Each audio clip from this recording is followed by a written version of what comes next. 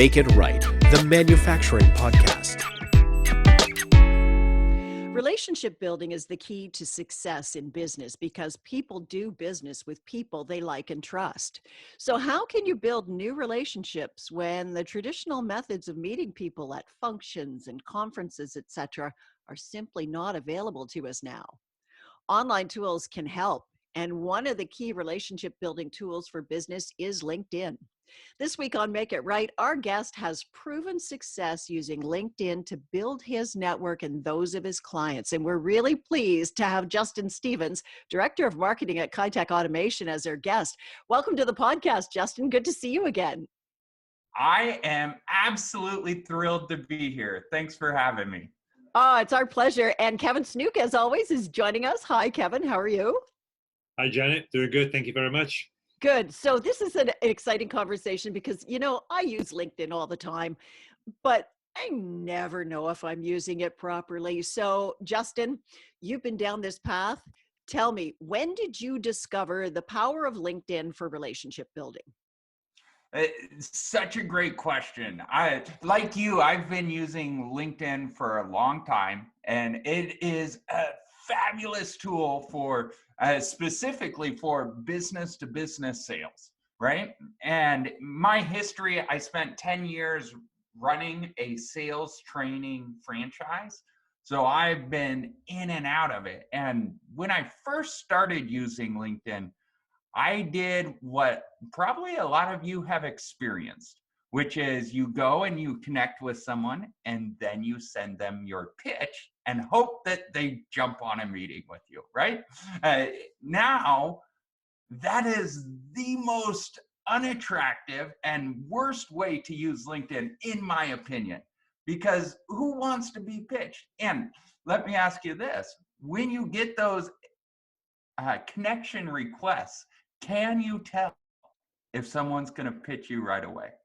Most of the time, based on their name and that little title right under it and the message they send, you can tell how soon you're going to get your pitch. And so you want to make sure that's not you, right? If you really want to build relationships, you've got to approach LinkedIn from a totally new standpoint. And that's what I've learned. The question was, when did I figure this out? Honestly, I figured out how to switch from the immediate pitch to the long-term success strategy that I've been using about 4 or 5 months ago. And it has made a world of difference. And so what you need to do is you need to realize LinkedIn is the new networking event that everybody's invited to. It's going on 24 hours a day, 7 days a week, and you get to network whenever you have time. You don't have to go budget. Hey, I've got to be at this event for an hour at this time. I got to drive. You don't have to deal with any of that if you play it right. Now, in order for a networking event to be successful, there's 2 things that have to happen. So the first thing, in order to be successful at networking, is you've got to show up. You've got to be there, right? Just knowing about an event does nothing for you. So when it comes to LinkedIn, showing up just means sharing what you're doing. It can be your family. It can be your friends. You need to put the business lesson you learned through that interaction with them, but it can be anything. You've just got to be present. The second thing to make networking effective is you've got to participate. You've got to be there and engage with other people. So just putting out your own stuff isn't enough. You've got to go like and engage and comment on other people's stuff. So let me ask you this. Should you really be thinking about LinkedIn in the same way that you would approach somebody at a conference or whatever? just, you walk up to them, you hear them talking about something, and you kind of go, hey, I have a comment on that. Do you kind of use the same strategy? It's all about humanity, right? But how do you actually get out there and know what's the right thing to say to get people to connect with you? My first piece of advice is stop worrying about the right or wrong thing to say. So in business, in life in general, people always look for what is right versus what is wrong. There is no right or wrong. There's only what's working and what's not working. When it comes to manufacturing, you're looking at your lines and saying, all right, we're getting the throughput, but look at all these rejects we're getting. We've got to figure out how to make this work better. So that's the first thing I would say is, yes, you treat it just like another networking event. And you have to be willing to put your nose into a conversation without being invited. And that's one of the hardest things for a lot of people, is to put their nose in that conversation, especially in live networking. I don't know about you, but at first, when I started going to conferences, I would kind of hang back a few feet from the group and I'd listen in and I'd be like, oh, I don't want to seem like an idiot. Well, you've got to put yourself out there in order to build these relationships. So that is the first thing I would say, is get comfortable just doing what your gut tells you. Okay. So you can't be a LinkedIn wallflower like you can't be a wallflower at a conference. Exactly. Right? That's You so just good. got to get in there, man. Get in there and get dirty. Okay. So who should actually be using this tool for relationship building? I mean, we're talking to manufacturing business leaders here, right? But who can be using this? Everybody? Absolutely everybody. And LinkedIn is so powerful. And my opinion, there's a LinkedIn sells a premium service called Sales Navigator. And it is one of the best investments any business professional can make when it comes to building their relationships, if they use it well. Okay. And the main difference, just so everybody knows, LinkedIn controls your newsfeed. Like, the algorithm goes and says, hey, this is getting a lot of engagement. Let's put this in front of them. I think Justin will enjoy this. I think Justin, right? Great. And I love it. In Sales Navigator, you are paying to control that newsfeed. So you can go pick a strategic relationship. So I've got a couple different lists that I am personally engaging with, and I engage with their content on a regular basis. So I have strategic relationships, and it may be about nothing, but I just want them to know who I am, and I want to get to know who they are. I've got different core clients that we want to get into and build those relationships. I've got different investors that we're building relationships with, because you don't want to need a relationship and not have anyone. So right now, you need to be thinking about, what are those relationships that I do need? Where can I find them? And how can I nurture it right now? How can I figure out how to build that relationship? It's just like when you go try to get money, right? Mm-hmm. When you try to get money, if you don't have any connections, it can be really hard. But if you're best friends with JP Morgan or whoever the owner of Chase is, it's like, hey, can I borrow $1 billion? Oh, sure, here you go, right? You want to build those relationships well before you need them, not wait until after the fact and hope they come through. Okay, so how do you find these people that you want to connect with? Great question. You got to go hunting. You Mhm. got to go looking. And where that starts is, what relationships do you need to build? So, for example, another way you could use LinkedIn to build relationships.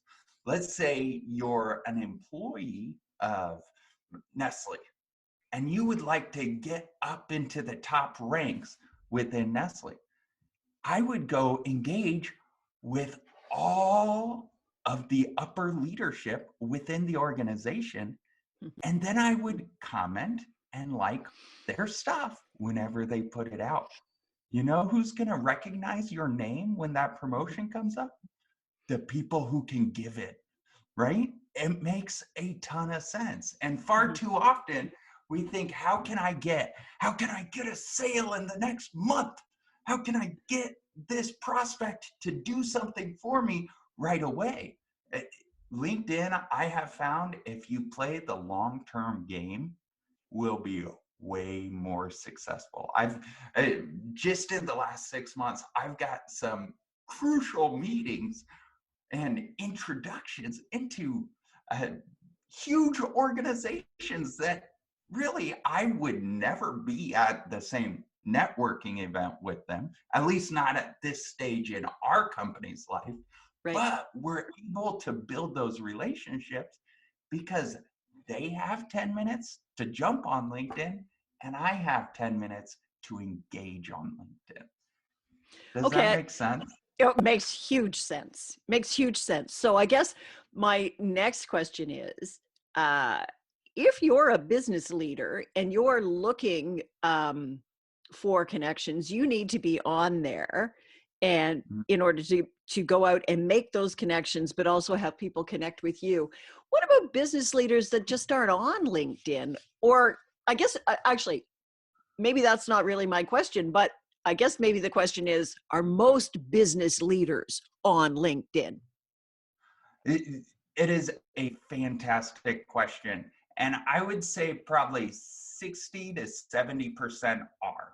And Okay. one of the reasons why a lot of people don't get on LinkedIn or get on LinkedIn and then stop is because they feel like it's the exact same experience as Facebook and Twitter, and everybody's out there trying to pitch them.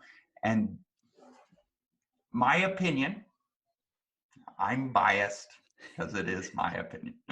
I think a lot of people misuse LinkedIn and miss a lot of the power behind it by what I said earlier, just going out and spamming what they do. If you treat it as that ongoing conference, if you treat it as that ongoing networking experience, you can get a ton of value. You can build relationships. You can build a following. And when you have a following, you can direct that following anywhere you want to go. So if we're speaking to manufacturers, every manufacturer needs a relationship, right? Let's say you're trying to get into Walmart, right? LinkedIn would be a great place to go engage with the Walmart buyers. Start building the relationship there.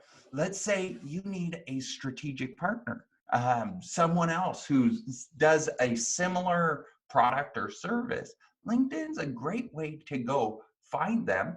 First, you've got to identify what you need. So that's the key. You asked about connecting with people. You've got to identify what you need. Maybe not today, but in the future. Look at your growth plan. Look at where you want to go. What are you going to need down the road? Do you want to put in a new plan? It could be that you want investors who are going to buy you. So on LinkedIn, you can go do a search for investors and just start connecting with them and send what I would do if I were in your shoes and looking to sell eventually. I would go on LinkedIn. I would create a list of investors. I'd send them a connection request. And in the body, I would say, hey, Steve, I am in the manufacturing space. This is what we make. I am eventually planning on selling my business. And I'd just like to start building a relationship with you in case it would be a good fit. Would you be open to connecting on LinkedIn? you know how many businesses just close down because they don't know Mhm. who to sell to or where to sell to? Any business on the planet can do that. And you could have people compete with you to buy your business. And when that happens, price typically isn't negotiated down. Just say. Kevin, yeah, go ahead. Yeah, and Justin, I love what you've been saying on here. And I know that you and I have talked about this before as well. And you've really helped me with looking at LinkedIn in a different way. And for me, it's really all about what you said, the long-term relationships. This is not about getting on there to sell something. It's not even about getting on there just to meet and chit chat. It's really building strategic relationships over a longer period of time. And everywhere, all of us need that. The world works through collaboration, right? And this is not a direct competitive environment. This is not a direct sales environment. This is really about building collaborative relationships and finding out what you're looking for, what would help you, finding out what would help me, and then seeing if there's a fit there. And I loved your comment around, if you're at a conference and you're only ever listening, you're only getting one-way communication. At some point, you need to be able to step out there a little bit and say, hey, look, and your idea on that last comment around transparency, this is what I'm here for. I just want to let you know, and I am building this over a long period of time. And there's nothing right now that I want from you, but why don't we get connected and see if we can help each other out in the future? I love that approach. Mm-hmm. I think that's perfect because that shows the transparency on your part saying, yeah, I'm not just randomly connecting with you just because I may want something from you in the future, but I'm a person and you're a person, and let's see if we can build something great here. And it's very clear right from the word go why you're doing that outreach, right? So it's perfect. Justin, I want to ask you, how long does it take to do this right? You say you have to be present, you have to be out there, you have to engage. If I'm a busy manufacturing leader, how much time am I dedicating to LinkedIn on is it daily, is it weekly, is it hourly basis? Tell me. Great question. So it definitely depends on your role within the organization and what you're trying to do. So if you are a CEO, COO of a manufacturing company, I would recommend take maybe an hour a quarter and figure out, all right, what are those relationships I need to build? What are those things I need to do, right? Who do I need to know?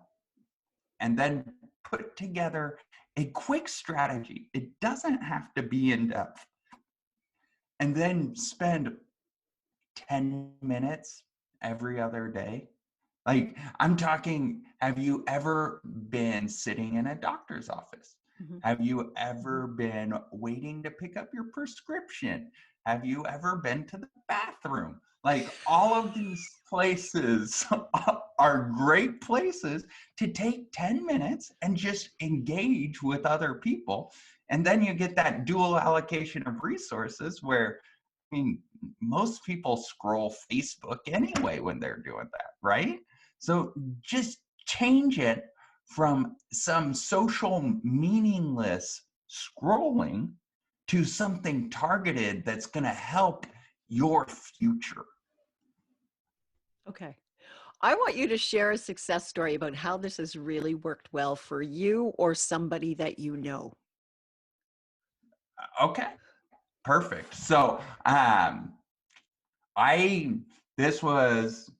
this is early in the relationship, right? Okay. But about a week ago, I was talking with you, Kevin, on Zoom when it happened. About a week ago, I came across a post from the president of Chobani, and president and COO, which would be a huge account for us and an awesome relationship to foster. And so this post showed up, and I wasn't targeting him, but I was targeting some of the other people in the company. And I was like, well, what's the worst that can happen? So I went and I commented on his post, and then I commented on another post, and then I sent him a friend request, a connection request, and said, hey, I love what you guys are doing at Chobani. I'd like to follow along. Would you be open to connecting? And he accepted my connection request. And then on the next time I engaged with him, he then clicked on my profile and read through my profile. So I have yet to ask anything of him because I don't have a specific ask to ask yet. And the relationship is still early. But he now knows who I am. He knows what we do. Another thing, how your LinkedIn profile is set up matters a lot, right? You need to make sure that's driving people wherever you want to drive them. Like if that's, hey, I'm looking to buy a business. Hey, I'm trying to sell my business. Wherever you're trying to drive people, your LinkedIn profile is your sales page. Like that's where you sell. On comments, you just put yourself out there. You don't have to try and get someone to buy or do anything when you're commenting. You just have to try and get them on your profile. And that's where you can strategically line out who you are, what you do, and why you're on LinkedIn, which again, it's a networking platform. No one goes there not to do business, right? You're not, you don't go to a conference not to learn or not to see what there is. So you just put it out there and have that very clear call to action. So now the president of Chobani knows I am a person in the world. And as I continue to, so like I said, Sales Navigator lets you control your news feed. So anytime he posts anything or comments on anything or any of that, I get notified and I can go comment on his posts and like his posts. And I do that. Kevin is one of those strategic relationships. I just like Kevin. He's a nice guy. So he's a nice guy. I engage with Kevin's content, right? He's a genius. And I engage with his stuff whenever he posts it. And Kevin, so let me ask you this. How does that make you feel? Yeah, it feels great. You're right that we're all there. We're all there for a purpose, right? And being recognized and being seen is one of the core human needs. That's what we're on there for. And when Janet, when you asked for a specific example, I was thinking back in my connections, and there's been one colleague or one person on LinkedIn that I've kept a connection with for about 4 years, and when COVID hit and all of our worlds went upside down, and as consultants, we couldn't travel to other countries anymore. All of a sudden things are changing, and one of these contacts put me in contact with somebody else, and I hadn't done any work with him before, but all of a sudden he put me in contact with somebody in North America, and now I have a client in North America that we work on a virtual relationship with. Now, we had never done any business. I'd never made an ask of him. He'd never made an ask of me. But like Justin said, at the right time, you've got people on hand who are there, and things just happen. That they don't happen if you're not there and you're not making those connections. So, Justin, you had mentioned earlier the power of the profile. Now, I've interviewed people in the past about the power of building your profile properly. It has to be up to date. You got to have your picture on there. You've got to have your real title. What else needs to be on that profile so people know that you're the right connection for them? So my personal opinion, you've got to share who you are, right? Share part of your story. A lot of people run your profile like a resume, which that's not bad. It's not right or wrong. Yeah, but right? I'm going to quickly interrupt here. Are you talking be a little bit personal, like give a little personal side? Is that what you're talking about? Okay. 100%. Okay. Right? I'm a father of 3. I've been married 10 years and I can't imagine life without my kids, right? You need to say stuff like that because people buy from people, no matter who it is or where it is. If someone doesn't like you, they are not going to buy from you, right? Have you ever, let me ask you this, have you ever bought something in spite of the salesperson?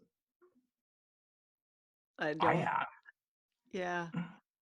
right? It's you Yeah. need something, and the salesperson sucks, and they're pushy, and they're a jerk, but you need it. See, that's not what we want to do.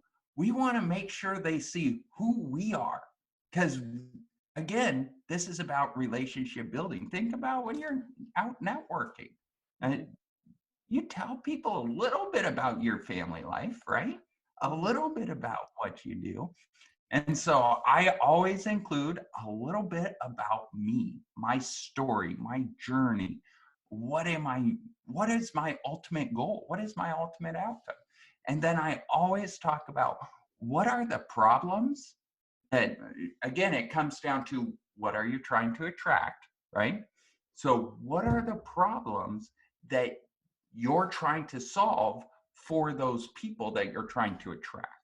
So Mm-hmm. for me, we work with people who are frustrated. They can't find labor when it comes to throughput, and they're struggling keeping their lines up because they just can't find the hands to do the work.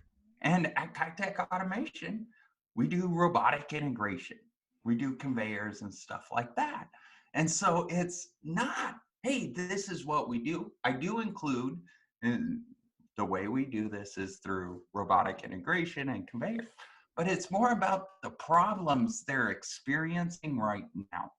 We work with people who are frustrated they can't find labor. They're concerned because the turnover when they do find labor is so high, they just can't afford to keep going through it. And they're looking for options and don't know where to go, right? It's not about, hey, you need a robot. It's, hey, do you have this problem, We can right? solve it. Yeah. Yeah.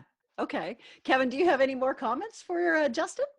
Yeah, definitely. And I want to use that as an example. Justin and I got to talk to each other. I'm not even sure how we first got together. I think I had put some content out and Justin had commented on it. And then we started talking a little bit. And then Justin said to me, hey, you want to jump on a call and talk about something completely not manufacturing related? And that was what we did. And as we did that, I checked out Justin's profile. I looked at some of the videos from the work that he did because I was kind of interested in who I was going to be talking to. But there was no interest at that point for me to go in and look at automation and end of line solutions for manufacturers. Now, the fact is I work with hundreds of manufacturers who need end of line solutions. But because I discovered that myself and that Justin and his company are experts at that, then all of a sudden I'm feeling like, hey, look, there may be something here else that we can work on, other than just helping each other with LinkedIn or whatever it is, right? And Right. so that's where when you discover that part, it becomes so much more powerful than having someone trying to stuff it down your throat, right? And this is, to me, that's the power of relationships first, and Justin's a master of that. And so getting your profile right, but making sure there's something on there that explains clearly what you do as well, in case that might be of interest to somebody. Mm-hmm, mm-hmm. And I know people that actually connect on hobbies first. They find out, what you're interested in, and they talk to people about their hobbies. And then they're also looking to see what kind of business they're in and how they can connect and maybe build the relationship and take it down that path as well. So there's many things, but I guess my key takeaways that I'm taking, and I'm going to get you to give me your key takeaways, but you have to be personal. You have to be willing to share.